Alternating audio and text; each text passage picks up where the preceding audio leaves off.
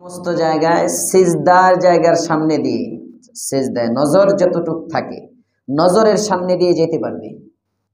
মক্কা মদিনার পরিধি অনেক বড়, এহাতা বড় মসজিদ, তো নামাজে ব্যক্তি এভাবে স্বাভাবিক দাঁড়ায় সিজদার জায়গায় নজর থাকে, তো এই দৃষ্টি যতটুক দেখা যায় তার বাহির থেকে যতটুকু আমার চোখে দেখা যায় স্বাভাবিক, আমি সিজদার দিকে তাকাইলেও দেখবেন তার সামনে আরো 1 ফিট 1.5 ফিটে দেখা যায়।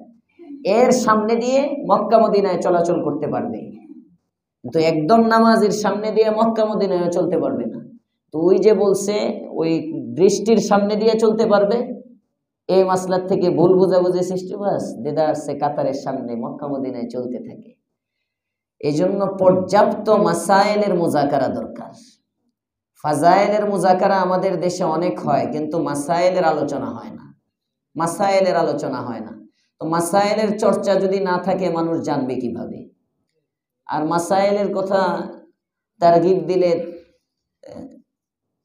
ওয়াজের মজলিস হুজুর 2 ঘন্টা ওয়াজ করেন, প্রশ্ন উত্তরের সময় অনেকে উঠে যেতে থাকে কথার কথা।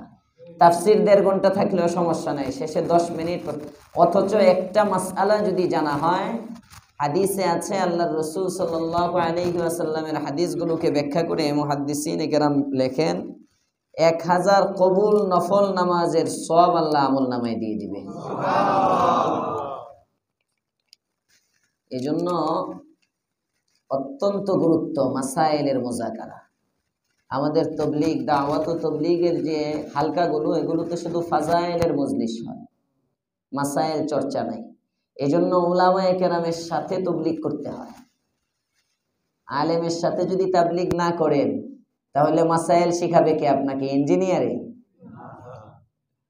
ডাক্তার সাহেব আপনাকে মাসায়েল শিখাবে? সে নিজেই তো মাসায়েল জানে না।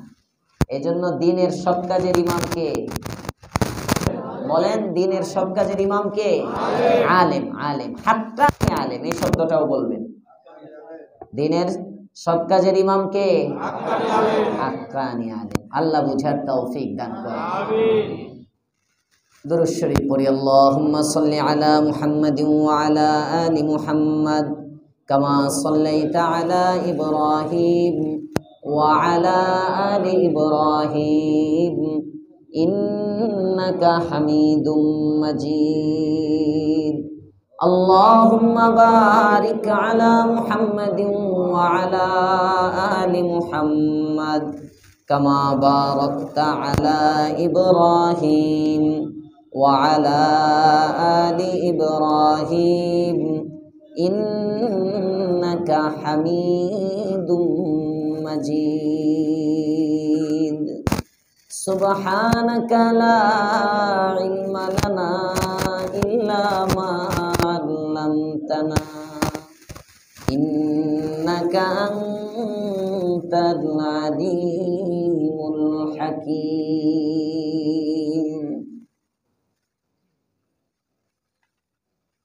डरते नहीं दुनिया में मुसलमान किसी से, डरते नहीं दुनिया में मुसलमान किसी से, जब मिल गई है दौलत ईमान नबी से। बाजू तेरी तौहीद की कुव्वत से कवी है,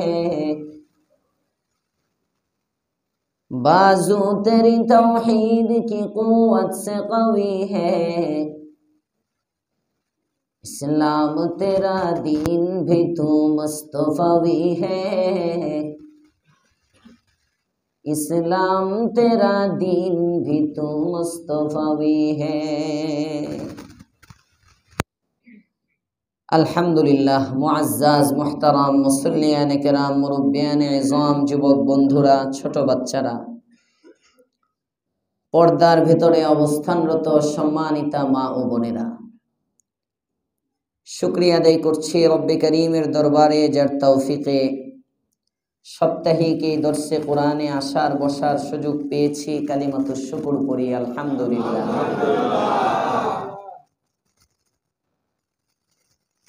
ইদানিং তাফসিরে মাথা নড়ে বেশি, নাড়া নই যাবে না তা বলতেছি না, স্বাভাবিক তো নড়বেই, খালি এইদিকে ওইদিকে তাকায়।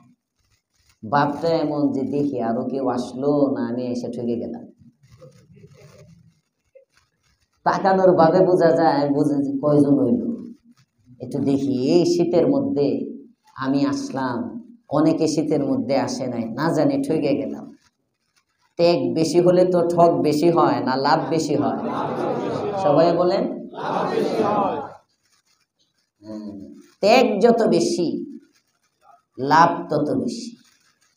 আমাদের সমাজে আমরা এখন আমাদের মেজাজ, আমাদের স্বভাব, এগুলোকে আমরা বানাচ্ছি, এমন ভাবে করতেছি, আমরা ভোগ করতে জানি, ত্যাগ দিতে জানি না। ভোগের মানুষ পাওয়া যায় বেশি, ত্যাগের মানুষ কম, ঠিক না বেঠি? ত্যাগ। এই যে শীতের মধ্যে বাতাস না থাকলেও কিন্তু ঠান্ডা বেশি। পত্রপত্রিকায়ও আসতেছে জুনের 10-এর পরে ঠান্ডা বাড়বে, এগুলো আবহাওয়া, এটা তো ওরা তো আর গায়েব জানে না। এই ঠান্ডার সময় আমরা ঘরবন্দি হয়ে যাই। তীব্র শীত যখন হয়, অনেক নামাজি ঘরের ভিতরে, মানে সবসময় মসজিদে জামাত পড়ে এমন নামাজিও অনেক ঠান্ডা ঘর নামাজ পড়ে ফেলে।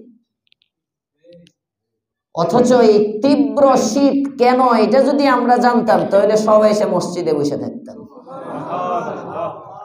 হাদিসে পাকে আছে, আল্লাহর রাসূল সাল্লাল্লাহু আলাইহি ওয়াসাল্লাম বলেন, এটা বুখারীর বর্ণনা, জাহান্নামকে আল্লাহ তাআলা সারা বছরে 2টা শ্বাস নেওয়ার অনুমতি দেন, নিঃশ্বাস ফেলার অনুমতি দেন। জাহান্নামের মধ্যে শাস্তি 2 ধরনের। একটা শাস্তি হলো গরমের শাস্তি, একটা শাস্তি হলো শীতের শাস্তি। গরম তীব্র হলে এটা যেমন শাস্তি হয়, শীত বেশি হলে এটাও কিন্তু শাস্তি হয়, এটাও কষ্ট। জাহান্নাম তো আল্লাহ তাআলা বানাইছেনই কষ্টের জন্য। তো একটা নিঃশ্বাস আল্লাহ তাআলা নিতে দেন গরমে গরমে, ওই শ্বাস ফেলার সাথে সাথে পৃথিবীতে অনেক গরম বাড়ে। আরেকটা নিঃশ্বাস যখন জাহান্নাম ফেলে তখন পৃথিবীতে শীত বাড়ে। এটা রাসূল বলেন। আল্লাহর রাসূল বুঝান যে তীব্র গরম এটাও তোমার হাতের কামাই, তীব্র শীত, খুব বেশি অসহ্য শীত, এটাও তোমার হাতের কামাই। তার মানে বান্দার আমল যখন খারাপ হয় গরম বৃদ্ধি পায়, বান্দার গুনাহ যখন বেশি হয় ঠিক তদ্রূপ শীত বৃদ্ধি পায়। শীতের সময়, গরমের সময় দেখবেন অনাবৃষ্টি, অতিবৃষ্টি, বৃষ্টি না হওয়া এটাও একটা আযাব। সময় মতো বৃষ্টি হলো না, এটা যেমন শাস্তি, অসময়ে বৃষ্টি হওয়া এটাও শাস্তি, ঠিক না বেঠিক? সাহাবাদের জামানায় বৃষ্টি হতো। রাসূলের সাহাবাগণ বর্ণনা করেন, সাহাবাদের জামানায় যে বৃষ্টি হতো, এই বৃষ্টির হালত ছিল এমন, সবাই এশার নামাজ পড়ে ঘরে গিয়ে ঘুমাইছেন, সকালবেলা ফজরের সময় যখন উঠছেন, মসজিদে গেছেন ফজর পড়তে, ফজরের পরে আকাশে যখন সূর্য উঠে, সূর্যের আলোতে রাস্তাঘাটগুলো দেখে বুঝেন যে হ্যাঁ কিছুটা বৃষ্টি তো হয়েছিল। সুবহানাল্লাহ। তার মানে রাস্তায় এত কাদাও নাই যে চলতে সমস্যা হয়, দিনের বেলা বৃষ্টি নাই যে খেতে যাইতে সমস্যা, অফিসে যেতে সমস্যা, ব্যবসা বাণিজ্যে যেতে সমস্যা। আবার রাতে বৃষ্টির সময় এত বড় বড় বজ্রপাত বা এমন ঠাডা ইত্যাদির আওয়াজও নাই যে ঘুমের মধ্যে সমস্যা। একদিক দিয়ে ঘুমও হয়েছে, আর একদিক দিয়ে প্রয়োজন মিটার জন্য বৃষ্টিও হয়ে গেছে। এগুলোকে বলা হয় রহমতের বারিশ, রহমতের বৃষ্টি। এখন তো আমাদের বৃষ্টি হইলেও বাচ্চাদের হার্ট অ্যাটাকের অবস্থা হয়ে যায়, দরজা জানালা লাগাইয়া তারপরে এক একজন এইভাবে শরীর ঝাঁকি মারে। বাচ্চার বাপেই তো এখনো ঝাঁকি মারে, বাচ্চা তো আরো মারবে। যে আওয়াজ হয়, ঠিক না বেঠিক? আযাব আযাব। এই সময়গুলোতে আমাদের তাওবা করা, হুজুর এত তওবা, কত তওবা করি, আর কি আমরা কি এত খারাপ নাকি? আপনি ভালো দেখেই তো তওবা বেশি করবেন। ভালো মানুষের কিন্তু ভয় বেশি, খারাপের ভয় নেই।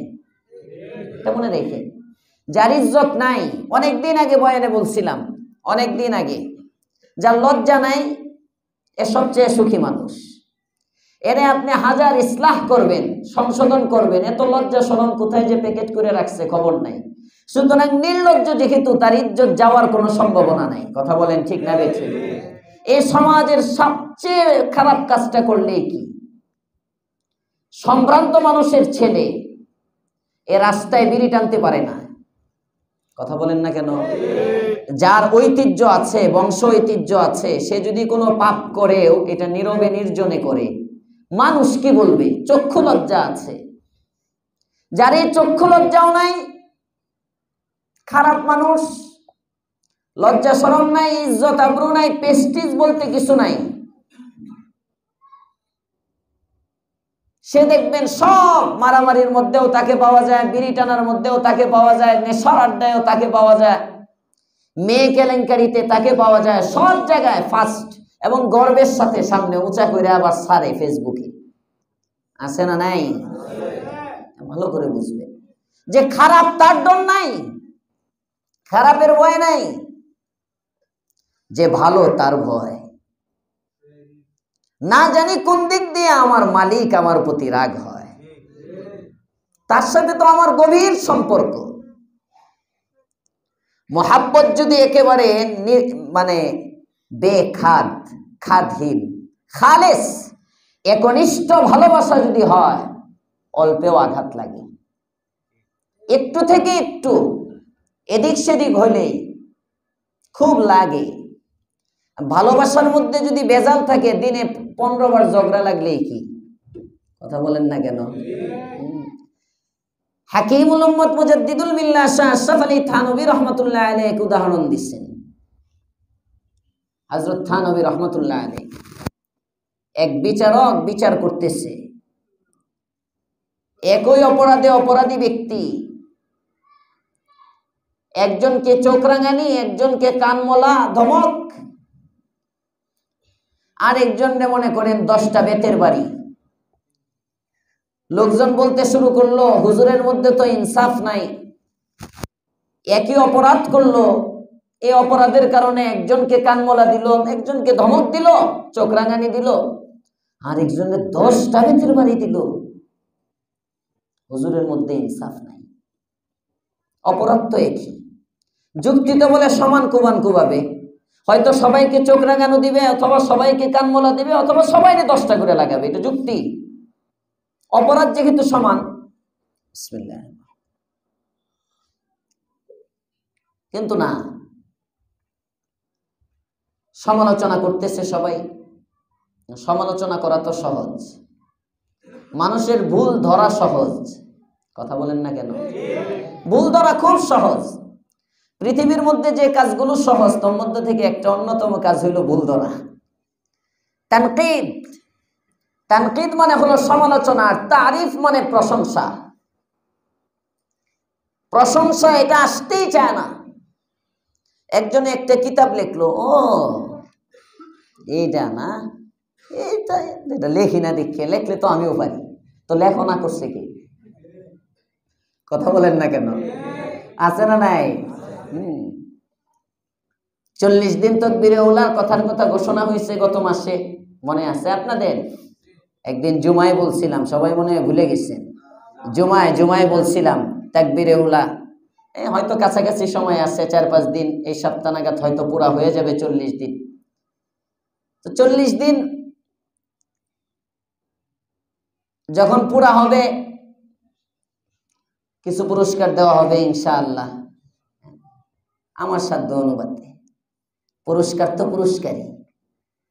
তো তাকবীরে উলার পুরস্কার মনে করেন কেউ শুনে হতো, 40 দিন মাত্র, এটা একটা ব্যাপার হইল নি, করো তুমি। তারিফ কিন্তু কঠিন, তানকিদ সমালোচনা সহজ।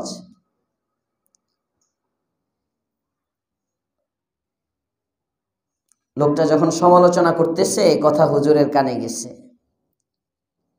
এবার একজন জিজ্ঞেস করে পাশ থেকে, হুজুর আসলে বিষয় কি? কয় বিষয় হলো তিনজনের ঘরে গিয়ে খবর নাও, তাহলেই মাসলা হল হয়ে যাবে। তিনজনের বাড়িতে গেছে, যে দুইজনের বাড়িতে তো মোটামুটি নীরবতা, একজনের বাড়ি থেকে কান্নার আওয়াজ আসতেছে, দেখা যায় না, খুব খুব গায়রত আত্মমর্যাদায় লাগছে। তো যারে 10 বাড়ি দিচ্ছে এরে দেখে সালমা মার্কেটের কোনায়, কথার কথা আর কি, মানে কোন এক চৌরাস্তায় চার দোকানে বসে উনি দেদারসে চা পান করতেছে। একজন জিজ্ঞেস করে, কিরে ভাই আজকে না বিচার হওয়ার কথা? কয় হয়েছে তো। কয় কি? কয় সিরেফ 10 ডান্ডে, মাত্র 10টা বাড়ি। এবার সবার মাসলা হল হয়েছে যে এরে তো 10টা না 20টা লাগানি দরকার ছিল। আসামি যেমন তার শাস্তি তেমন। কথা বলেন ঠিক না বেঠিক? খারাপ মানুষের যার লজ্জা শরম নাই, তার কোনো ভয় নাই যে হুজুর আমরা কি এত খারাপ নাকি? আপনি বইয়ের মধ্যে খালি তওবা, খালি গুনাহ ছাড়তে বলেন, আমরা কি এত গুনাহ করি? আরে ভাই, আমাদের সমাজ তো এমন হওয়া চাই একটা সগীরা গুনাহ হবে না, একটা সগীরা গুনাহ করব না। গুনাহ মানুষের রিজিক কমায় দেয়, গুনাহ মানুষের হায়াত কমায় দেয়, গুনাহ মানুষের ইজ্জত কমায় দেয়। নাউজুবিল্লাহ বলবেন না? গুনার দ্বারা রিজিক কমে, গুনার দ্বারা হায়াত কমে, গুনার দ্বারা ইজ্জত কমে, গুনার দ্বারা সম্পদের বারাকা কমে, গুনার দ্বারা সন্তান সন্ততির উপর আঘাত আসে, সন্তান নিয়ে যায় আল্লাহ গুনার কারণে। বাবা মার গুনার কারণে সন্তান অসুস্থ হয়, বাবা মার গুনার কারণে অকালে অকালে মানে আপনি আশাও করেন নাই বাচ্চা অনেক সময় মারা যায় বাবা মার গুনার কারণে। গুনার কারণে নির্বংশ হয়ে যায়, গুনার কারণে অনেক ক্ষতি, গুনাহের অনেক ক্ষতি। পক্ষান্তরে নেক আমল যদি করে, নেক আমলে হায়াত বৃদ্ধি পায়, নেক আমলে রিজিক বৃদ্ধি পায়, নেক আমলে শরীরের শক্তি বৃদ্ধি পায়, নেক আমলে স্বামী স্ত্রীর মোহাব্বত বৃদ্ধি পায়। আরো আস্তে কোন সুবহানাল্লাহ। নেক আমলে আল্লাহ তাআলা সন্তান সন্ততি দিয়ে ঘর ভরে দেয়। হুজুর এটি আমার দরকার নাই, বেশি সন্তান হইলে খাওয়াইব কি? টেনশন কেমনে খাইব? আল্লাহর জমিনে একটা কুকুর পর্যন্ত না খেয়ে থাকে না, আর শ্রেষ্ঠ জাতি মানুষকে আল্লাহ খাওয়াবে না? সুবহানাল্লাহ। আল্লাহর পয়গম্বর হযরত মুসা কালিমুল্লাহ, ওয়ামা মিন দাব্বাতিন ফিল আরদি ইল্লা আলাল্লাহি রিজকুহা। কোরআনে কারীমের 12 নম্বর পারা প্রথম আয়াত। আল্লাহ পাক রব্বুল আলামিন বলেন, জমিনের মধ্যে যত প্রাণী বিচরণ করে, দাব্বাহ মানে মা ইয়াদুব্বু আলাল আরজ, জমিনের মধ্যে যত প্রাণী বিচরণ করে সমস্ত প্রাণীর রিজিকের জিম্মাদার আমি আল্লাহ। ওয়ামা মিন দাব্বাতিন ফিল আরদ ইল্লা আলাল্লাহি রিজকুহা। আল্লাহু আকবার। হায়াতুল হায়াওয়ানের মধ্যে আল্লামা কামালউদ্দিন দিমিয়ারি আলাইহির রহমা এক ওয়াকিয়া আনছেন। হায়াতুল হায়াওয়ানে রাসূল করিম সাল্লাল্লাহু আলাইহি ওয়াসাল্লামের জামানা অভাবী এক সাহাবী আরেকজনকে পাঠাইছেন, এই যাও পয়গম্বরের কাছে গিয়ে বলো নবীর কাছে যদি কিছু থাকে আমাকে দেওয়ার জন্য। সুবহানাল্লাহ। সঙ্গী সাহাবী দৌড়ে গেলেন মদিনাতুল মুনাওয়ারাহ। পয়গম্বরে আরবি সাল্লাল্লাহু আলাইহি ওয়াসাল্লাম মসজিদে নববীতে তিলাওয়াত করতেছেন। নবীর কাছে যাবেন, পয়গম্বরের কাছে নিজের প্রয়োজন ব্যক্ত করবেন, হাজাত ব্যক্ত করবেন, নিজের প্রয়োজনের কথা নবীর কাছে বলবেন। যখন গেলেন ঠিক ওই সময় সাহাবীর কানে আসে পয়গম্বর তিলাওয়াত করতেছেন, ওয়ামা মিন দাব্বাতিন ফিল আরদি ইল্লা আলাল্লাহি রিজকুহা।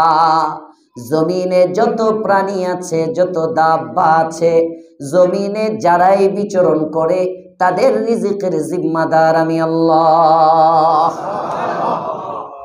সাহাবী পয়গম্বরের সাথে আর দেখা করেন নাই। ওনার ইতিকাদ জমিনে যে বিচরণ করে তার রিজিকের জিম্মাদারি আল্লাহর। পিপিলিকা বিচরণ করে, পিপিলিকার রিজিকের জিম্মাদারি আল্লাহর। কাক বিচরণ করে, কাকের রিজিকের জিম্মাদারি আল্লাহর। কুকুর বিচরণ করে, বিড়াল বিচরণ করে, প্রাণীগুলো বিচরণ করে, এদের খাবারের জিম্মাদারি যেমন আল্লাহর। আমরা তো সর্বশ্রেষ্ঠ প্রাণী, সর্বশ্রেষ্ঠ মাখলুক, সৃষ্টির মধ্যে সেরা। আমার রিজিকের জিম্মাদার তো আল্লাহ। আমি দেখব আমার আল্লাহ আমাকে কেমনে খাবার দেয়, আমি দেখব। নবীর কাছে চাইলেন না খাবার, সাহাবীর কাছে আবার চলে গেলেন। সাহাবী জিজ্ঞেস করেন, কিরে পয়গম্বর কি খালি পাঠাইছেন? কয় না না, পয়গম্বর খালি পাঠান নাই, পাওয়ার হাউসের সাথে পয়গম্বর কানেকশন করে দিয়েছেন, অপেক্ষা করো খাবার আসবে। সুবহানাল্লাহ। কামালউদ্দিন দিমিয়ারি রহমাতুল্লাহি আলাইহি লেখেন, বিশ্বাস, ইয়াকিন এমন একটা জিনিস, ইতিকাদ। আল্লাহর পয়গম্বরের সাহাবী বসে আছেন, কিছুক্ষণ পরে কোথা থেকে যেন একজন ব্যক্তি আসে, এসে সালাম দেয়, সালাম দিয়ে বলে, দেখো আল্লাহ পাক রব্বুল আলামিন তোমাদের জন্য খানা পাঠাইছেন। খুলে দেখে হটপট, গরম রুটি আর গোস্ত। কই নবীর কাছে খাবার চেয়েছো, নবী এত সুন্দর খাবার পাঠাইছে, এই খাবারটা একা খাওয়া যাইব না, কিছু খায়া চলো, কিছু নবীরেও খাওয়াই। সুবহানাল্লাহ। তৃপ্তি সহ দুই সাহাবী খেলেন। খাওয়ার পরে আবার উচ্ছিষ্ট খাবার, অতিরিক্ত খাবার, খাবার নিয়ে পয়গম্বরে আরবীর কাছে গেলেন। ইয়া রাসূলুল্লাহ, ইয়া হাবিবাল্লাহ, দুইজনের খাবার চাইলাম, এত মানুষের খাবার দিলেন, এত খাবার তো দরকার নাই, বড় মজা হয়েছে তরকারিটা, আপনি খান, মনে হয় টেস্ট না করেই পাঠিয়ে দিছেন। বাপটা এমন গো পয়গম্বর। আল্লাহর পয়গম্বর বলেন, আমি তো কোনো খাবার পাঠাই নাই, আমার কাছে তো কেউ খাবারও চায় নাই। কি বলতেছো রে সাহাবী, কিছুই বুঝি না। এবার সামনের সাহাবী বলে, ইয়া রাসূলুল্লাহ, ইয়া হাবিবাল্লাহ, একটু আগে আমার ভাই আমাকে আপনার নিকট প্রেরণ করেছিল, আমি এসেছিলাম আপনার কাছে নিজের প্রয়োজন ব্যক্ত করব। ঠিক এই মুহূর্তে এসে দেখি আপনি কোরআনে কারীমের একটি আয়াত তিলাওয়াত করতেছেন, যে আয়াতের অর্থটা হলো, জমিনে যে প্রাণী বিচরণ করে তার রিজকের জিম্মাদার হলেন আল্লাহ। আমি এই আয়াত শোনার পরে আপনার কাছে আর রিজিক চাওয়ার মতো হিম্মত করি নাই, রিজকের মালিকের উপর ভরসা করে আমি আমার সঙ্গীর কাছে চলে গেলাম। তারপরে তো একজন খানা নিয়ে আসলো। আল্লাহর পয়গম্বর বলেন, রে সাহাবী, আল্লাহ তাআলার পক্ষ থেকে তোমাদের জন্য রিজার্ভ খানা, এই খানার কোনোদিন বন্ধ হবে না। খুলে গেছে খাজানা, খাজানা খুলে গেছে, খুলতে সময় লাগে। तक़सीम किया हर चीज को का रोज़े अज़ल ने, तक़सीम किया हर चीज को का रोज़े अज़ल ने, जिस चीज को जिस चीज पर काबिल नजर आया, बुलबुल को दिया नालों परवाना को जलना, बुलबुल को दिया नालों परवाना को जलना, गम हमको दिया ऐसा जो मुश्किल नजर आया, गम हमको दिया ऐसा जो मुश्किल नजर आया। এত আদর যে আল্লাহ করেন, যদি কানেকশনটা ওখানে হইতো তাহলে বেতন বৃদ্ধির আন্দোলন করা লাগতো না, শাহবাগ চত্বরে গিয়ে মাঠে নামার দরকার ছিল না, সচিবালয় ঘেরাও কর্মসূচির কোনো প্রয়োজন ছিল না। আল্লাহ তাআলা বলেন, বান্দা তোমার কর্মসূচি সচিবালয় ঘেরাও কর্মসূচি না, তোমার কর্মসূচি শাহবাগ চত্বরে গিয়ে শুয়ে থাকা না, তোমার কর্মসূচি মিছিল মিটিং আর অবরোধ নয়, তোমাকে তো কর্মসূচি আমি আল্লাহ দিয়ে দিলাম।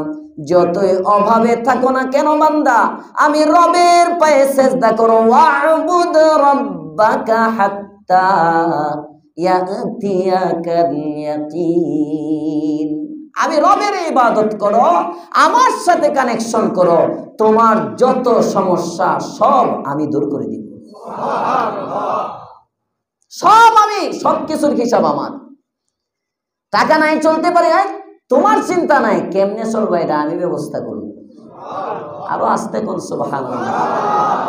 টাকা নাই ব্যারিস্টার ধরতে পারি না মামলা লড়ার জন্য। আরে দেখবা কোত্থেকে কে আসবে, তোমার ব্যারিস্টারের অভাব নাই, তারেক রহমান তোমারে ফোন দিয়ে দিব। হ্যাঁ, তুমি আল্লাহরে বাউ করো, আল্লাহর সাথে তাআল্লুক করো। আর আল্লাহ তাআলার সাথে তাআল্লুক হয় একটা জিনিসের মাধ্যমে, সেটা হলো নাফরমানি বর্জন। নাফরমানি বর্জন। আমি আপনার সাথে সম্পর্ক ভালো করতে চাই, কিন্তু আপনি যাও পছন্দ করেন আমি তাই করি, আপনি আমাকে ভালোবাসা দিবেন? কথা বলেন, দিবেন? বিলকুল না। আমি হুজুর হই না তো যত বড়ই হই, আপনার ভালোবাসা পাওয়ার জন্য আপনাকে আমার কিছু দিতে হবে। এই যে মাদ্রাসায় আপনারা দান খয়রাত করেন, মসজিদে দান খয়রাত করেন, মাঝে মাঝে দোয়া দেই না, দোয়া এই যে এমন কোনো দোয়া নাই যে দোয়ার মধ্যে বলি না বদ্রী সদস্যদের কথা। অনেকে মনে করে হুজুর বোধহয় খালি ফার্ম দেওয়ার লেগে দোয়া করে, এরকম কেউ মনে করে না। আমার মুসল্লিরা মনে করে না। কথার কথা বলতেছি। এই যে বদ্রী সদস্যদের কথা বারবার বলতে হয়, এরা বারবার টাকা দেয়, তো বারবার বলবো না, কি বলবো? এটাও সুন্নাত। সুবহানাল্লাহ কয় না? এটা সুন্নাত। আপনি দান দিবেন, আপনি টাকা দিতে, আপনার কষ্টে উপার্জিত টাকাটা মাদ্রাসায় দিতেছেন। আমি যদি আপনাকে একটু দোয়াও দিতে না পারি, আপনি কি দেখে দিবেন? কি পাইবেন? তো পরজগতে তো সব, দুনিয়ায় যদি একটু দোয়া। এই জন্য কেউ মাদ্রাসায় দান করার পরে, মসজিদে দান করার পরে আপনার কোনো উপকার, শুধু দান না, আপনি উষ্টা খেয়ে পড়ে যেতে নিছিলেন, আপনারা তাড়াতাড়ি ধরে উঠাইছে, তাকে দোয়া দেন। এটা সুন্নাত। এই সুন্নাত গুলো এখন উঠে যাইতেছে। আপনাকে কেউ হাদিয়া দিল, আপনি তাকে হাদিয়া দেন। আপনাকে একজন 10,000 টাকা হাদিয়া দিল, আপনি 100 টাকা দেন। 100 টাকা দিতে পারেন না, আপনি 20 টাকা দামের একটা আতরের শিশি দেন। তাও দিতে পারেন না, আপনার দেওয়ার সামর্থ্য নাই, কমাস কম বলেন ভাই আপনি আমার অনেক উপকার করেছেন, আল্লাহ তাআলা আল্লাহর শান অনুযায়ী আপনাকে প্রতিদান দেখ, আল্লাহর কান্দে ফেলাইয়া দেন, আল্লাহর উপরে জিম্মাদারি দিয়ে দেন। এই যে দোয়াটা দিলেন, এটাও তাকে কেমন যেন আপনি একটা হাদিয়া দিলেন। হাদিয়ার বদলা হাদিয়া। এখন আমরা সবাই অপেক্ষায় থাকি, কে আমারে দিব। দেওয়ার আরেকজন হাকিম ইবনে হিজাম, আল্লাহর পয়গম্বরের সাহাবী হাকিম ইবনে হিজাম ইসলাম গ্রহণ করার পরে সব দান খয়রাত কইরা একদম ফকির হয়ে গেছে, নাই কিছু। হাকিম ইবনে হিজামের, আল্লাহর পয়গম্বর, আপনি আমার নবী, দু জাহানের সরদার রাহমাতুল লিল আলামিনের কাছে আসলেন। এসে বলেন, ইয়া রাসূলুল্লাহ, ইয়া হাবিবাল্লাহ, আমি হাকিম ইবনে হিজামের অনেক সম্পত্তি ছিল, আপনি জানেন, এখন কিছু নাই, দেন কিছু। নবীজি কিছু দিলেন। হাকিম ইবনে হিজাম কয়েকদিন চলে, কয়েকদিন পরে আবার আসে, আবার কিছু চান্দা উঠে দেয়। সমাজে আছে না নাই? আসতে বলেন কেন, আছে না নাই? দেখবেন মুতাওয়াল্লি সাহেবের কাছে আসবে, এসে বলবে আপনি একটু যদি বলে দেন তাহলে মসজিদ থেকে কিছু উঠায়া আমার এইটা ওইটা। এর জন্য কয়দিন আগে আমাকে একজন ফোন দিছে, কে, জামালপুর, এত সুন্দর ভদ্র কথা নাম্বারে আমাকে ফোন দিয়ে, হজরত আপনার সুযোগ হবে, আপনার সাথে একটু কথা বলতাম। বলেন। হজরত আমি তো একজন হাফেজ মানুষ, দীর্ঘদিন যাবত এক মাদ্রাসায় খেদমত করেছি জামালপুরে, তো আমি ওনার স্ত্রী অসুস্থ, আমার পরিবার অসুস্থ হওয়ার কারণে অত্যন্ত ঋণী হয়ে গেছি, ক্যান্সারের চিকিৎসা করতে করতে করতে করতে এখন তো এমনভাবে কথাবার্তায় অত্যন্ত ভদ্র। তো হজরত আমি আপনার নাম্বারটা নিলাম, আপনার মসজিদে আপনি যেখানে খতিব, এখানে আমি আসছিলাম, এই জায়গায় এখানে শুনলাম যে আপনি বললে একটু ইয়া হবে, তো একটু পরে আমি বললাম যে ভাই আমার মসজিদ তো ছোট মোটো। এরপরে এখানে আমি পছন্দও করি না ব্যক্তিগতভাবে, আর আপনি যেহেতু একজন হাফেজ মানুষ, আলেম মানুষ পরিচয় দিলেন, তো ওলামায়ে কেরামের সমস্যাগুলো ওলামাদের মাধ্যমেই সমাধান করা দরকার। আপনি এক কাজ করেন, জামালপুর ওলামা সংগঠন আছে একটা, ওখানে আপনি যান, ওলামায়ে কেরামের কাছে আপনি জানান নিজের প্রয়োজনটা, ইনশাআল্লাহ ওলামায়ে কেরাম এটা ব্যবস্থা করবে। পরে বলতেছে হযরত আসলে ওলামায়ে কেরামকে জানাতে জানাতে এখন বিরক্ত, কত। আমি বলছি তো জেলা পর্যায়ে যদি জানায় বিরক্ত হয়ে থাকেন, তাহলে ময়মনসিংহ ওলামা পরিষদ আছে, ওই জামালপুরটা তো হইলো আপনার বিভাগীয় পর্যায়ে আসেন, ময়মনসিংহ তো আরেকটু, ময়মনসিংহে যোগাযোগ করেন। ওখান থেকে যদি সমস্যার সমাধান না হয়, তাহলে ঢাকা ওলামায়ে কেরামের একটা সংস্থা আছে, ওইভাবে যোগাযোগ করেন। ওলামায়ে কেরামের সমস্যাগুলো এইভাবে, আওয়ামের কাছে গেলে তো আমরা ছোট হয়ে যাই, আমাদেরও মান সম্মান কমে। খুব সুন্দর করে বুঝায় বললাম, আর ব্যক্তিগতভাবে আমি আপনার জন্য চেষ্টা করব, আমি যদি কোনো কিছু পারি। পরে আর ওনার নাম্বারটা সেভ করি নাই, নাম্বারও নাই, ওনার নাম্বারও হারিয়ে ফেলছি, আর যোগাযোগ করে নাই। নাই নাই নাই নাই গত 2 দিন আগে না 3 দিন আগে মাদ্রাসায় ক্লাস করে দিয়েছি, হঠাৎ করে আবার একটু ফোন, হুজুর আপনার মসজিদের বিষয়টা আপনি কি একটু পরামর্শ করছিলেন? যে মসজিদেই যাইব এমন কিছু ব্যবসায়ী আছে, এরা ওই মসজিদে গিয়া বলবে আপনার এখানেই আসছে, আর কোথাও যায় না। বুঝেন নাই? আমার থিওরি হলো যে কি পরিমাণ ঘোরার পরে এত বড় বড় মসজিদ থইয়া এই মহল্লার একটা মসজিদ পর্যন্ত চিনে ফেলছে, চিন্তা করেন। বুঝতেছেন কথা? কি পরিমাণ ঘুরছে সে। এমন কিছু মানুষ আছে ধর্মকে পুঁজি করে, মানুষের আবেগ। নবমুসলিম আমি দাঁড়ায় গেছি, ঠেঙ্গি বেঙ্গালা মধুরে এই মসজিদে কেউ দাঁড়াইলে আল্লাহ যদি আমারে বাঁচায় রাখে। তোরা কেটা কইছে মুসলমান হইতে? মুসলমান, ইসলাম কি ভিক্ষার ধর্ম নাকি বলেন? জোরে বলেন। ইসলাম তো ভিক্ষার ধর্ম না। এতদিন পর্যন্ত মুসলিম ছিলা, তোমার ভিক্ষা দরকার হয় নাই, এখন নব মুসলিম হয়েই তোমার হাত পাততে হইল। কে বলছে তোমাকে ইসলাম গ্রহণ করার জন্য? বললোটা কি? এরই শুদ্ধা বাইরানো দরকার, কে তোমারে কালিমা পড়ে মুসলমান বানাইছে? ইসলাম ধর্মে আনার জন্য তো একটা সোসাইটি, একটা সামাজিকতা। ইসলাম এটা তো একাকিত্বের জিনিস না। আমি যখন কাউকে ইসলামের দাওয়াত দিব, ওই সমাজ এই ব্যক্তিটাকে মুসলমান বানাবো, মানে এই ব্যক্তির সব কিছুর জিম্মাদারি আমাদের কাঁধে অটো চলে আসবে। এটা তার চাইতে হবে কেন? যারা কালিমার দাওয়াত দেয় তারা তাকে এমন ভাবে, তারা তার সবকিছু বন্দোবস্ত করে তারপরে তাকে আনবে। এটা কোরআনের শিক্ষা, এটা হাদিসের শিক্ষা। এখন হঠাৎ করে গেলাম, একজনকে কালিমা পড়াইয়া দিলাম, তার খাওয়ার খবর নাই, বেগমের খবর নাই, ওষুধের খবর নাই, বাড়ির খবর নাই। যে কারণে দেখা যায় মুসলমানের এই ইন্তেজাম শৃঙ্খলার অভাব থাকার কারণে পত্রপত্রিকায় আসতেছে পার্বত্য কোন এলাকাগুলোতে বর্ডারের ওদিকে 200 কতজন মুসলমান খ্রিস্টান হয়ে গেছে, গত 5 দিনের খবর। আরো আসতে বলেন নাউজুবিল্লাহ। 200+ মানুষ, 200+ মানুষ যে ঈমান ছেড়ে দিল, এর জন্য আপনি আমিও কিন্তু দায়ী। আমাদের একে অপরের প্রতি ভ্রাতৃত্ববোধ নাই। একজন আরেকজনের বিপদে আমরা আগাই না। একটা কাক বিপদে পড়লে 10টা কাক আগায় আসে, একটা কুকুরের বিপদে আরো 10টা কুকুর আগায় আসে, কিন্তু মানুষের বিপদে বর্তমানে মানুষ আগায় না। মানুষ নাই। যে এক অমনুষ্যত্বের সমাজে আমরা বসবাস করতেছি। নিজে বাঁচলে বাপের নাম, কথা বলেন না কেন? এগুলো এখন স্লোগান। না না, মুসলমানের তো এটা ছিল না। আল্লাহর পয়গম্বরের সাহাবী আব্দুর রহমান ইবনে আউফ, হযরতে সাঈদ মদিনায় গেছেন। আব্দুর রহমান ইবনে আউফ, এবং সেই বুখারীর বর্ণনা কয়েক জায়গায় আসছে, বুখারীতে এই হাদিস। এই দুইজনের মধ্যে আখান নবী সাল্লাল্লাহু আলাইহি ওয়াসাল্লাম বাইনা আব্দুর রহমান ওয়া সাঈদ, সাঈদ এবং আব্দুর রহমান ইবনে আউফের মধ্যে আল্লাহর রাসূল ভাই ভাই বানায় দিয়েছেন। তোমরা দুইজন ভাই।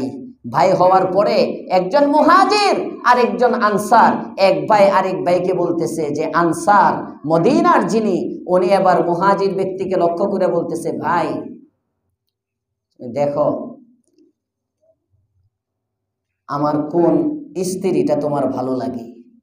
আমার তো একাধিক বেগম আছে, আমার কোন বেগমটা তোমার পছন্দ হয় ওই বেগমটার দিকে তাকাও, তাকায় দেখো। ওই সময় হিজাবের আয়াত নাজিল হয় নাই।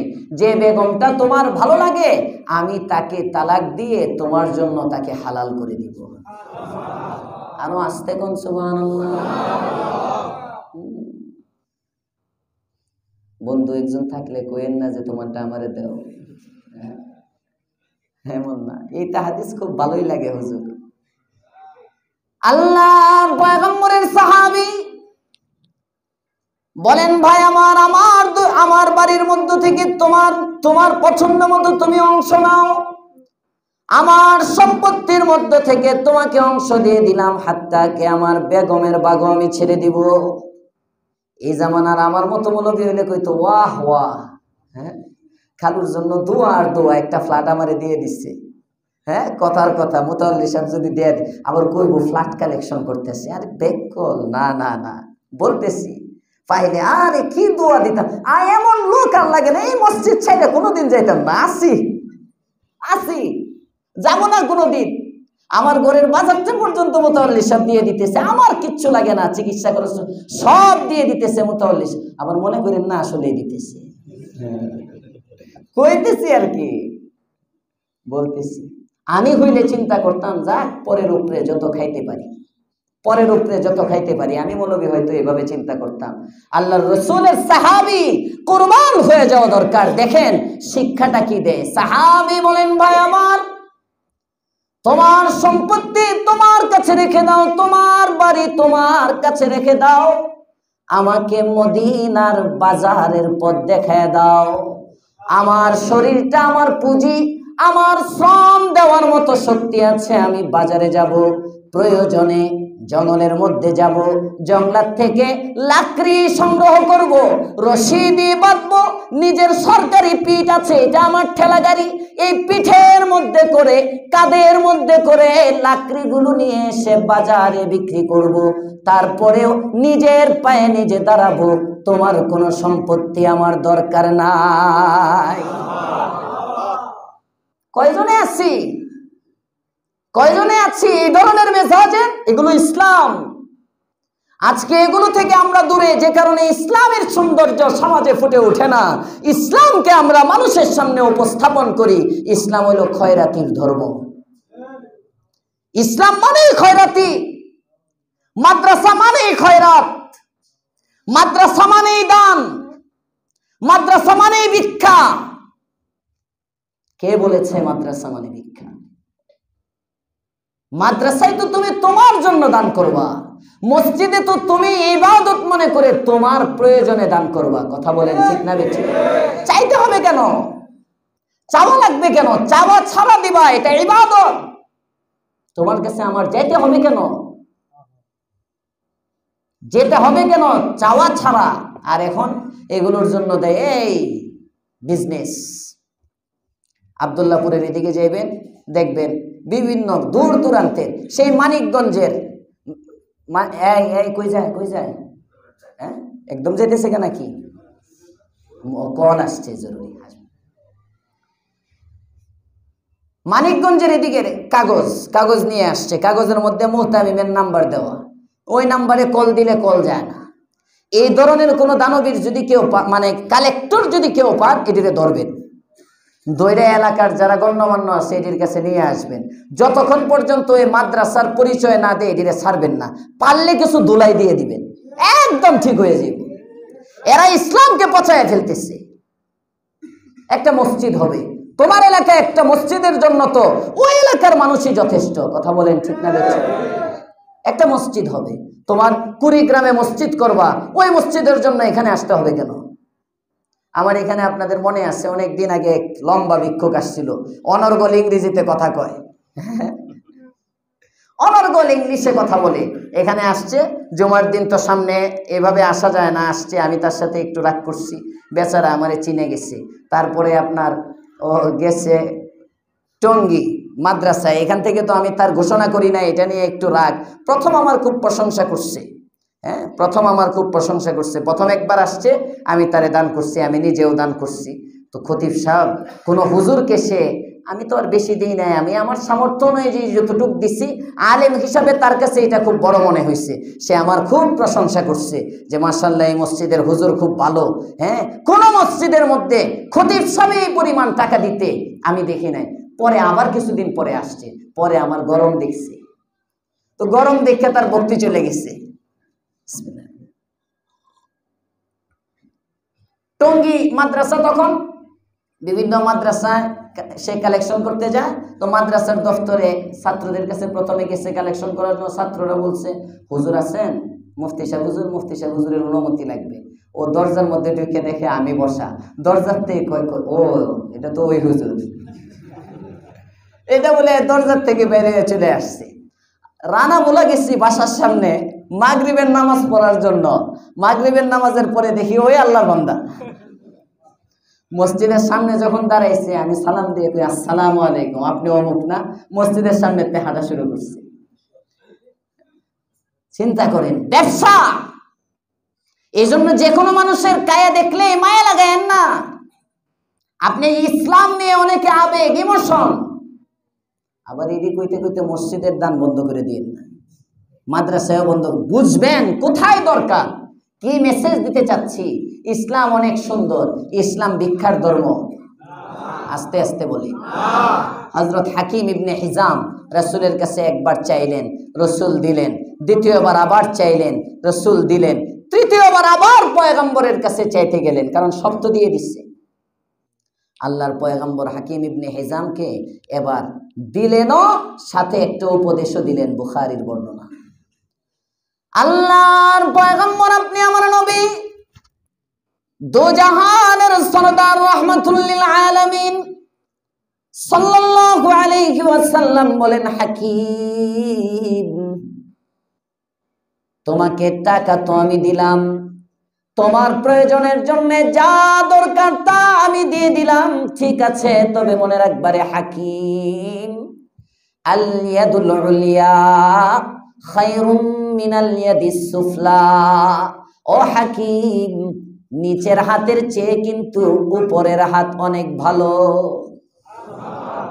কষ্ট হইতেছে আপনাদের সুবহানাল্লাহ বলতে? ভিতরে ঠান্ডা নাই তো? জোরে বলেন সুবহানাল্লাহ। আল ইয়াদুল উলিয়া খায়রুম মিনাল ইয়াদিস সুফলা, নিচের হাতের চেয়ে উপরের হাত ভালো। হাকিম ইবনে হিজাম, আল আকিলু তাকফিহিল ইশারা, জ্ঞানী ব্যক্তির জন্য ইশারায় যথেষ্ট। হাকিম ইবনে হিজাম বুঝে ফেললেন, সাথে সাথে বলেন, ইয়া রাসূলুল্লাহ, ইয়া হাবিবাল্লাহ, আসমানের মালিকের কসম করে বলতেছি, আল্লাহর কসম গো পয়গম্বর, আপনার পরে আমি আর এই হাতটা কারো কাছে বাড়াবো না। বর্ণনায় পাওয়া যায়, বুখারীর বর্ণনা, নবীর ইন্তেকাল হয়ে গেল, হাকিম ইবনে হিজামের ঘরের মধ্যে খাবার নাই। সিদ্দিক আকবর হাকিম ইবনে হিজামের কাছে খবর পাঠান, রে হাকিম, আসো আসো, তুমিও এলাকার নাগরিক হিসাবে, তুমিও এই দেশের বাসিন্দা হিসাবে, এই দেশের নাগরিক হিসাবে তোমার মাথা পিছু একটা ভাতা আছে। সিদ্দিক আকবর বাইতুল মাল থেকে সবার জন্য যেমন মাথা পিছু ভাতা দেয়, হাকিম তোমার জন্য নির্ধারিত একটা ভাতা আছে, এই ভাতাটা এসে তুমি নিয়ে যাও। হযরতে হাকিম ইবনে হিজাম বলেন, না না, আমি আমার নবীর সাথে ওয়াদা করেছি, আমার পয়গম্বরের পরে আমার এই হাত আর কখনো নিচে যাবে না। আমি হাত নিচু করবো না, আমি নিব না। ওমর ইবনুল খাত্তাব খলিফা হয়ে ডাকেন। হাকিম ইবনে হিজাম বলেন, না না, আবু বকরের কাছে নেই নাই, পয়গম্বরের সাথে কসম করে বলেছিলাম, আমার হাত নবী ছাড়া আর কারো সামনে আমার হাত পাতবো না, আমার প্রয়োজন ব্যক্ত করব না। ওমর রে, তোমার যত বাইতুল মালে সম্পদ আছে সমস্ত সম্পদ বিলি করে দাও, আমি হাকিম ইবনে হিজামের বাইতুল মালের কোনো সম্পদ প্রয়োজন নাই।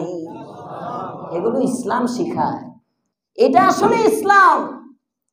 ইসলাম উনসিয়ত শিখায়, ইসলাম ভ্রাতৃত্ববোধ শিখায়, ইসলাম মোহাব্বত শিখায়। আজকে একজন আরেকজনের, হাকিম ইবনে হিজাম নিতে চান না, ওমর তাকে তালাশ করেন, আর আমাদের কাছে আয়েশা তালাশ করে, তারপরেও অনেক সময় যোগ্য লোকেরা পায় না। কথা বলেন না কেন?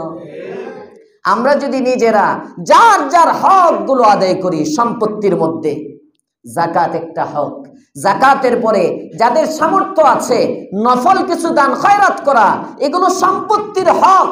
আপনাকে যে আল্লাহ সম্পদ দিলেন, আপনাকে যে আল্লাহ তাআলা সম্পদশালী বানাইলেন, এই সম্পত্তির কিছু হক আছে, এটার কিছু হক আছে। এই হক মাঝে মাঝে কিছু নফল দান, আল্লাহর রাসূল বলেন মালের মধ্যে হক রয়েছে সিওয়া যাকাত, যাকাত ছাড়াও মালের মধ্যে নফল দান খয়রাত করা, এটাও সম্পদের একটা হক। সুবহানাল্লাহ বলবেন না? আমল করবেন ইনশাআল্লাহ। আল্লাহ তাআলা তৌফিক দান করুন।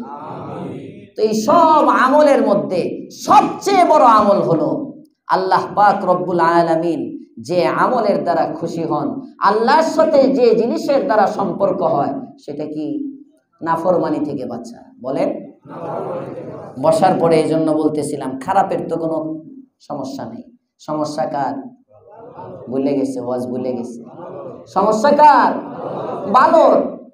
আদম আলাইহিস সালাম যে কাজটা করছেন, এই কাজটা যদি ইবলিসে করত, এই কাজটা ইবলিস করলে ইবলিসরে জান্নাত থেকে বের করতো না। ইবলিসকে জান্নাত থেকে বের করছে তো অন্য কারণে, কারণ আদম যেটা করছেন এটা কোনো অপরাধী না। গভীর দৃষ্টিতে তাকাইলে এটা কোনো অপরাধ না, এটা বুঝার ভুল, এটা বুঝার ভুল, চিন্তাধারার ভুল। উনি বুঝতে ভুল করছেন। বুঝার ভুল আর অপরাধ আরেক জিনিস, দুইটা দুই জিনিস।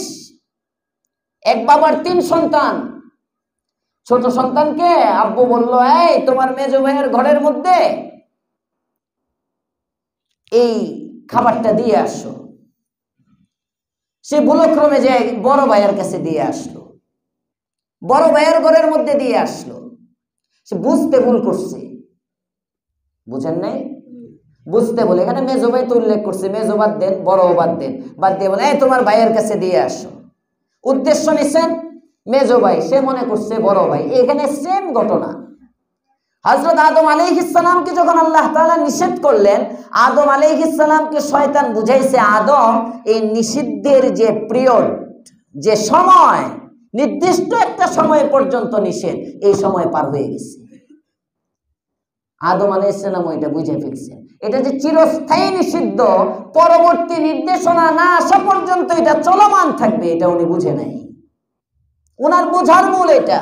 এটাকে আরবিতে বলে ইজতিহাদি খতা, চিন্তাগত ভুল। চিন্তাগত ভুলের জন্য এত বড় শাস্তি হইতে পারে না, তারপরে এত বড় শাস্তি দিলেন কেন? ভালো যে। সুবহানাল্লাহ বলে না? ডর তো ভালো যে হয় তারই। যে নামাজ পড়ে না সে সুখী। আপনি নামাজ পড়তেছেন, হঠাৎ করে নামাজ একদিন ছাড়েন, দেখবেন আপনার বিপদ কি? এদিক দিয়ে এটা, এদিক দিয়ে এটা, হঠাৎ। আর যে পড়ে না, অনেক সময় মনে হয় না কাফেররা খুব ভালো আছে, মনে হয় না অনেক সময়? হ্যাঁ, আসলে ওরা ভালো আছে, তো আসলেই ভালো আছে। কাফের মুশরিক বেদিন বেঈমান যারা, ওরা ভালো আছে। ওদের দুনিয়া, কারণ ওদের তো দুনিয়ায়, ওদের তো আখিরাত নাই। আখিরাতে মরবে আর জাহান্নামে বাইরানি শুরু হইব। ওদের যেহেতু জান্নাতের কোনো নাজ ও নিয়ামত নাই, ওদেরকে দুনিয়ায় আল্লাহ দিবেন, এজন্য দুনিয়ার সুখটা তাদেরকে ভরে দিছে। আর আপনি আমার জন্য আল্লাহ তাআলা সুখ রাখছেন পরজগতে। দুনিয়ায় আমাদেরকে সুখের জন্য পাঠানি নাই। আপনার কি মনে হয় দুনিয়ায় যদি সুখের জন্য আমাদেরকে পাঠাইতেন, যার জন্য আল্লাহ আসমান বানাইলেন, যার খাতিরে আল্লাহ জমিন বানাইলেন, যে নবীর উসিলায় সব বানাইলেন, যার চেহারার কসম আল্লাহ কোরআনে করলেন, যার চুলের নামে আল্লাহ শপথ করলেন, যার পিঠের আলোচনা কোরআনে করলেন, যার বুকের আলোচনা কোরআনে করলেন, যার অঙ্গ প্রত্যঙ্গের আলোচনা কোরআনে করলেন, যার সন্তানের আলোচনা কোরআনে করলেন, যার বিবির আলোচনা কোরআনে করলেন, যার এলাকা যেখানে বাস করে যে দেশে, ওই দেশের আলোচনা কোরআনে করলেন। এত ভালোবাসা রব যাকে দিলেন, ওই ভালোবাসার মানুষের ঘরে খাবার নাই। চিন্তা করেন, সবচেয়ে ভালোবাসার মানুষ, তাকে আল্লাহ খাবার দেয় না। আবু জেহেলের ঘরে খাবারের অভাব নাই, আবু জেহেলের ঘরে খাবারের অভাব নাই। রসুলের ঘরে খাবার নাই। আম্মা জান আয়েশা বলেন 2 চাঁদ যায় নবীর ঘরের চুলায় আগুন নাই। 2টা কালো জিনিসের দ্বারা আমরা বাঁচি, একটা হলো তামার খেজুর আর একটা হলো পানি।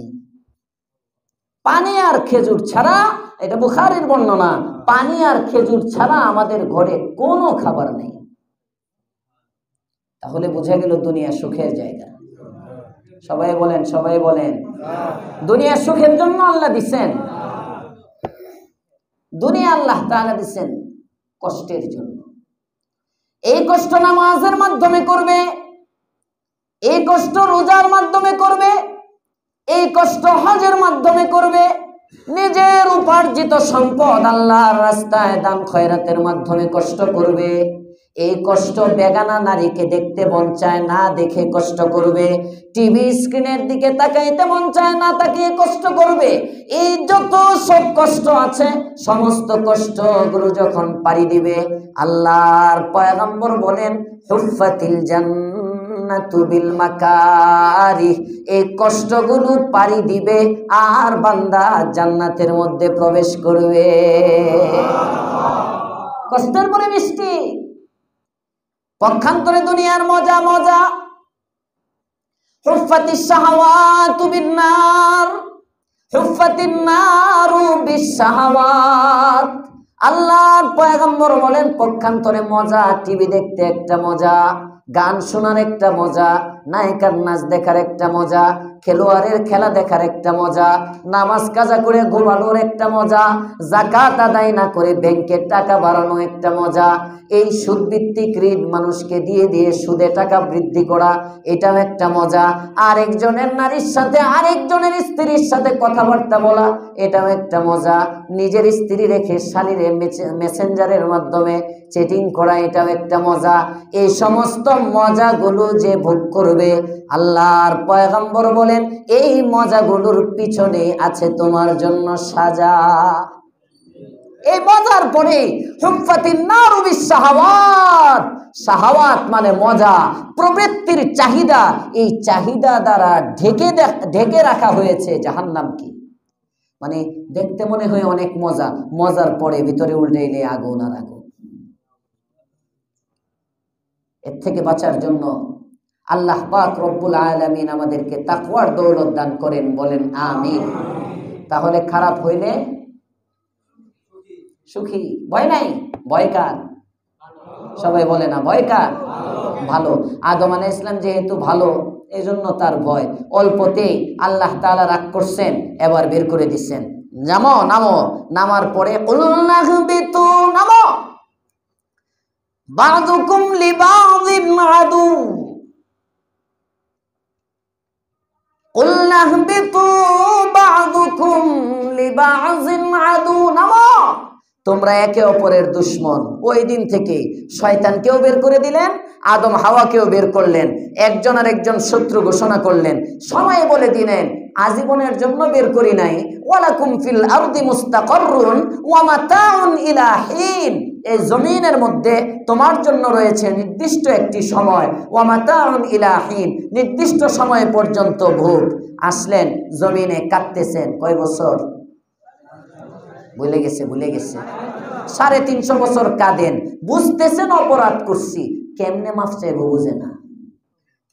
অনেক মানুষ এমন আছে, অপরাধ কিভাবে যে মাফটা নিবে এটার তরিকা জানে না, এটার তরিকা জানে না। অনেক সময় আমার ছোট ভাই, ওর একটা অভ্যাস হইল, ওরে যদি কেউ ধমক টমক দেয় ও এমনি তাকায় থাকে। এটা ছোটবেলার থেকে ওর দেখি। আবার ওর চোখগুলো মাশাআল্লাহ সুন্দর, আমার চোখ তো বিলাই চোখ, মানুষে কয় না ছোট ছোট ছোট ছোট, ওর চোখটি আবার আমার চেয়ে একটু বড়। কারণ আব্বু একদিন, ও ছোট নুরানিতে পড়ে, আব্বুর উঠছে রাগ, আব্বু তাকে বলছে তুই এটা করলি কেন, মাদ্রাসায় যাবি না?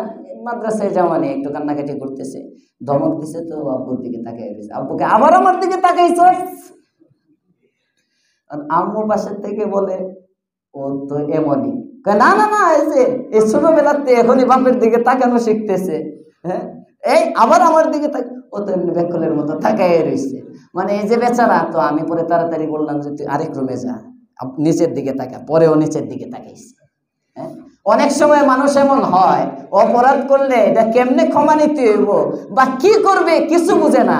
আদম আলাইহিস সালাম তো নতুন, আল্লাহ তাআলা রাগ করছেন, কেমনে মাফ চাইবো কিছু বুঝতেছে না। আল্লাহ তাআলার দয়াটা দেখেন, ফাতালাক্কা আদামু মির রাব্বিহি কালিমাতিন, আল্লাহ তাআলা আদমকে কয়েকটা বাক্য শিখাইয়া দিলেন। ফাতালাক্কা আদামু মির রাব্বিহি কালিমাত, আদম আলাইহিস সালাম রবের থেকে কয়েকটা কালিমা নিলেন। ফাতাবা আলাইহি, ওই কালিমাগুলো দ্বারা আল্লাহ পাক রব্বুল আলামিনের কাছে মাফ চাইলেন।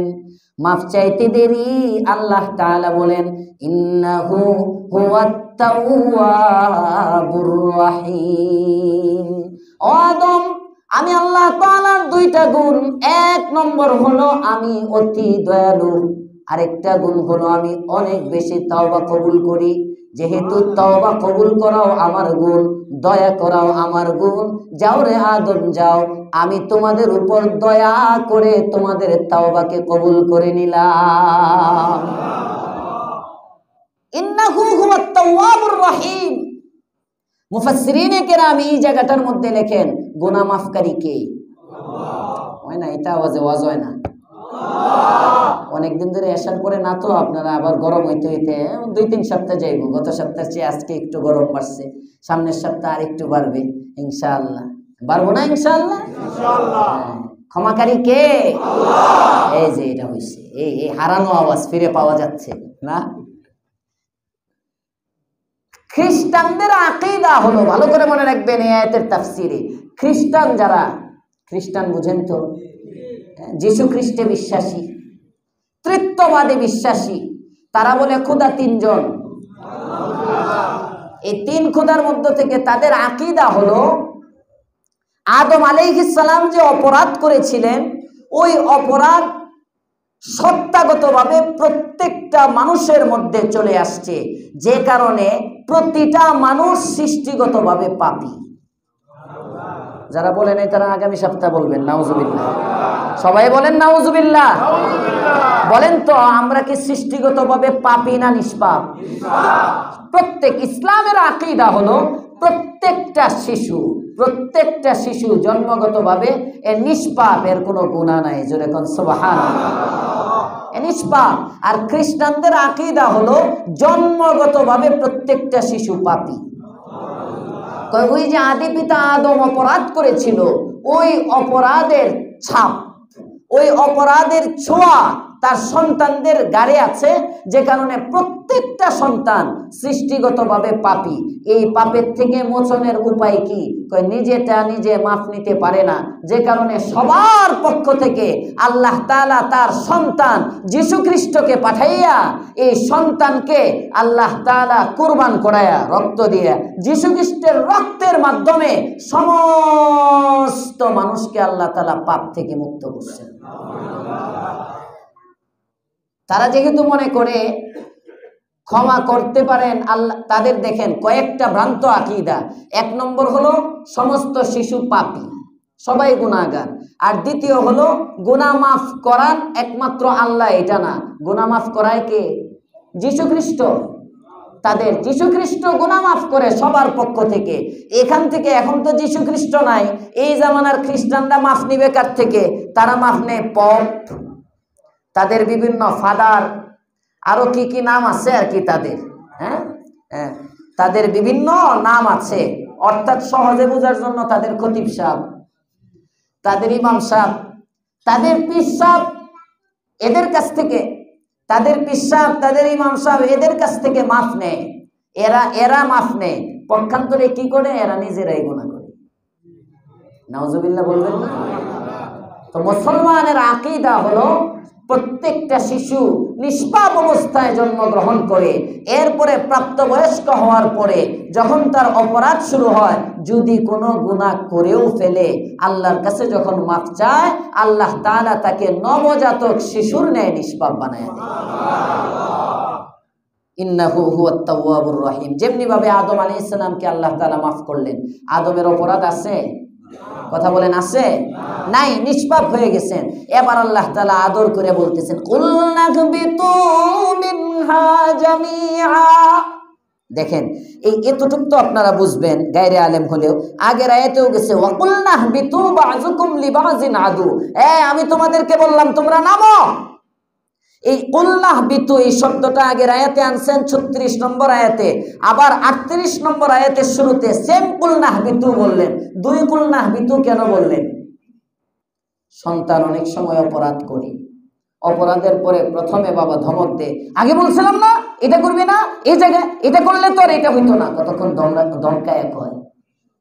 এরপরে সন্তান কতক্ষণ কান্নাকাটি করলে করলে মায়া লাগে, মায়া লাগে ওই কথাগুলোই আবার ঠান্ডা মাথায় বলে। কথা বলেন ঠিক না বেঠিক?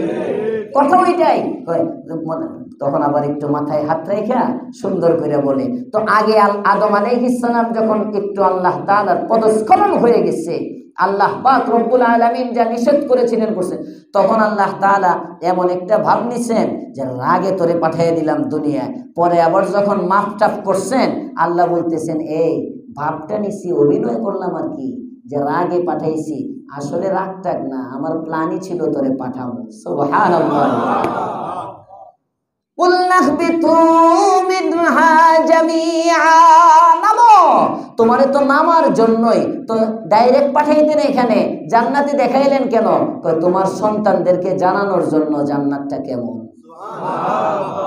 বাড়িতে একটু দেখে আসলাম, দাদার বাড়ি চিনা লাগে না? চিনা লাগে, চিনা লাগে। জমি জমা আছে কিনা এগুলো জানা লাগে, কোথায় কি আছে দেখা লাগে, না হলে চিনবেন কিভাবে? আদম আলাইহিস সালামকে এই জন্য আদি পিতা, আমাদের আসল বাড়ি তো জান্নাত, ওই বাড়িটা বাবাকে একটু পরিদর্শন করায় আনছেন। সুবহানাল্লাহ। কই কাজ কি তোমার? কই জমিনে পাঠাইলাম, কাজ হলো ফাইম্মা ইয়াতিয়ান্নাকুম মিন্নি হুদা, তোমার নিকট আমার পক্ষ থেকে যে হেদায়েত আসবে এই হেদায়েতের অনুসরণ করবে। ফামান তাবিআ হুদায়া, যে আমার হেদায়েতের অনুসরণ করবে, ফালা খাউফুন আলাইহিম ওয়ালা হুম ইয়াহজানুন, তার কোনো ভয় নাই, তার কোনো চিন্তা নাই। ভয় নাই কার? হেদায়েতের অনুসারী। ভয় নাই কার? হেদায়েতের অনুসারী ব্যক্তির। ভালো করে মনে রাখবেন, ফামান তাবিআ হুদায়া ফালা খাউফুন আলাইহিম ওয়ালা হুম ইয়াহজানুন, কোনো চিন্তা নাই, কোনো পেরেশানি নেই। খাউফ একটা শব্দ, হুজন একটা শব্দ। কষ্ট বেশি দিতেছি আপনাদেরকে? খাউফ একটা শব্দ, হুজনুন একটা শব্দ। খাউফ বলা হয় ভবিষ্যতের ভয় নাই, আর হুজুন মানে হলো অতীত জীবনের জন্য কোনো চিন্তা নাই। আল্লাহ ওয়ালা যারা, যারা রবকে ভালোবাসেন, খাজা আজিজুল হাসান মজজুব রাহমাতুল্লাহি আলাইহি এই আয়াতের তাফসিরে মাআরিফুল কোরআনের মধ্যে আনছেন, এমন একটা হাল ওই ব্যক্তির হয় যে ব্যক্তির সাথে আল্লাহর সম্পর্ক হয়ে যায়। আল্লাহর সাথে যখন সম্পর্ক হয়, তার সে কাউকে ডরায় না, কাউকে ভয় পায় না। বসার পরে বলছিলাম ডরতে নেহি দুনিয়া মে মুসলমান কিসি সে, डरते नहीं दुनिया में मुसलमान किसी से, जब मिल गई है दौलत ईमान नबी से। কোনো ভয় নাই, আমার দিল তো আমার আল্লাহকে দেওয়া।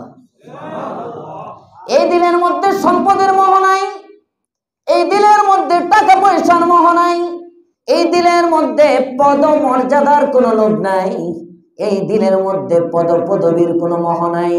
এই দিলের মধ্যে শুধু একটা জিনিসই আছে, সেটা হলো কোথায় গেলে আমার মাওলা পাওয়া যায়। ফালা খাউফুন আলাইহিম ওয়ালা হুম ইয়াহজানুন, ভয় নাই। সামনের জীবনে তোমার কোনো ভয় নাই। সামনের জীবন বলতে কি বুঝাইছেন? মানে কবরে তোমার কোনো ভয় নাই, হাসরে তোমার কোনো ভয় নাই, পুলসিরাতে তোমার কোনো ভয় নাই, মিজানে ওজন করার সময় কোনো ভয় নাই, হাউজে কাউসার নিয়ে কোনো টেনশন নাই। আরে বান্দা, জাহান্নামের উপর দিয়ে চিকন, চুলের চেয়েও চিকন, তরবারির চেয়েও ধারালো চিকন একটা পুল, এটা বিজলির ন্যায় পার কইরা যাইবা, এটা তোমার কোনো ভয় হবে না। লা খাউফুন আলাইহিম, সামনে কোনো ভয় নাই। ওয়ালা হুম ইয়াহজানুন, দুনিয়ার জীবন কেমনে কাটাইছো এটা নিয়ে চিন্তা করতেছো না, এটা নিয়ে চিন্তা নাই। অতীতের জীবন তো শুধু নেক আর নেক, পাপ তো নাই, অতীতের জীবনের জন্যই তো সামনের জীবনে ভয় নাই, একটা আর একটার সঙ্গী, অর্থাৎ নিশ্চিন্তে নির্বিঘ্নে তুমি জান্নাতি হয়ে যাও।